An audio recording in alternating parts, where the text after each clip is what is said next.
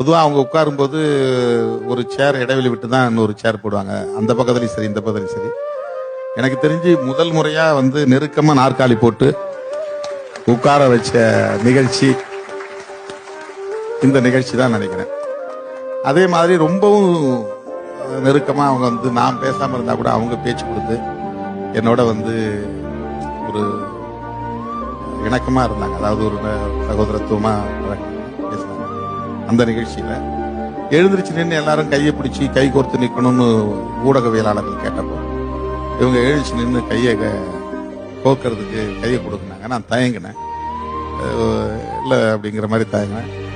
வலுவா என் கையை பிடிச்சி தூக்குனாங்க.